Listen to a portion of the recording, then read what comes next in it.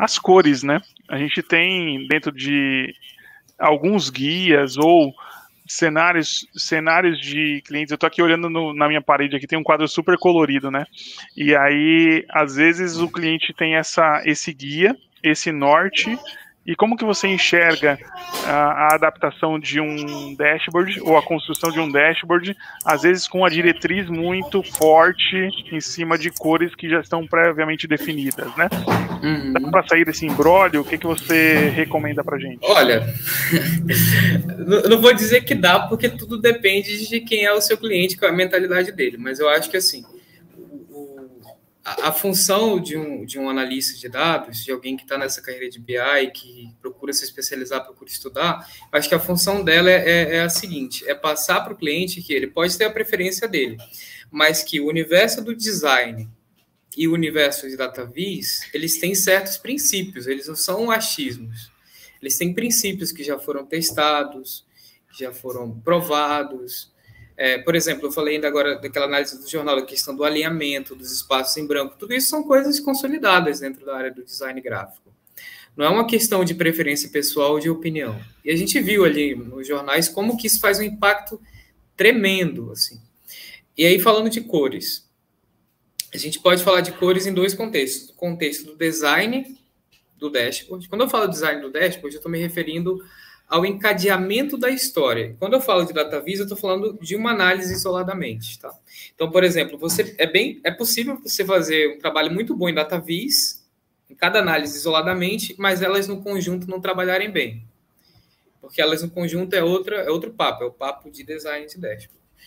Então, o que eu percebo? A gente tem que, primeiro, aprender os princípios de uso de cores em DataVis e de uso de cores em design gráfico e mostrar para o cliente que ele pode ter as preferências dele, mas a preferência dele é bom que ela se adapte a esses princípios. Então, não é que ele não vai ter liberdade, ele vai ter liberdade, mas é importante a gente educar o usuário quanto a esses princípios, a existência deles, que não é uma questão de minha preferência pessoal enquanto desenvolvedor. Então, por exemplo, se um cliente chega e fala assim, eu quero um relatório com fundo laranjado, porque eu gosto de laranja. Você tem que educadamente falar, não, beleza, você gosta de laranja, só que assim, se eu coloco um fundo laranja, aí você tem que procurar um embasamento para argumentar isso, né?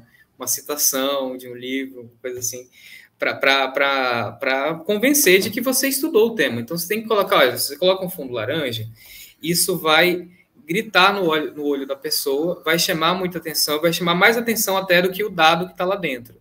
E o objetivo do relatório é fazer com que a pessoa enxergue padrões e insights nos dados. Quem tem que se destacar é o dado, são as análises, não é o plano de fundo.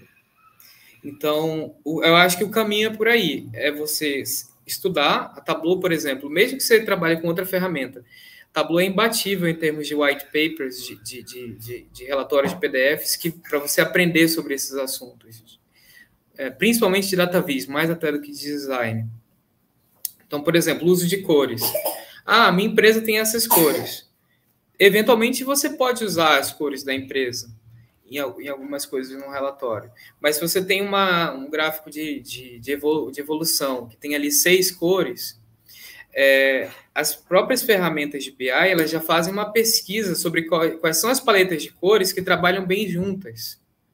Elas têm que ter determinadas propriedades para trabalhar bem juntas, elas têm que ter um contraste entre si. E quando a gente pega, por exemplo, a cor de uma marca, ela não foi desenvolvida para isso, com esse propósito.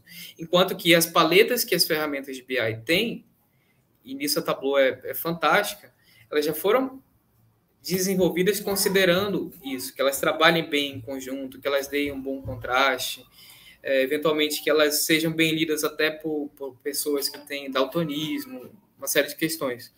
Então, eu acho que o papel é esse, a gente tem que educar o cliente e dizer assim, olha, dentro dessas boas práticas, você tem total liberdade. Aliás, você tem liberdade para tudo, mas o ideal é que você faça a escolha dentro do universo das boas práticas.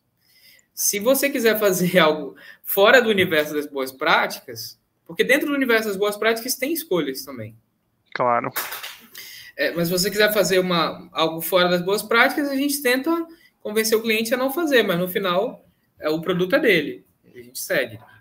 Mas eu acho que a gente tem que se posicionar, mostrar que esse não é um ambiente só de minhas preferências, existe uma ciência por trás também.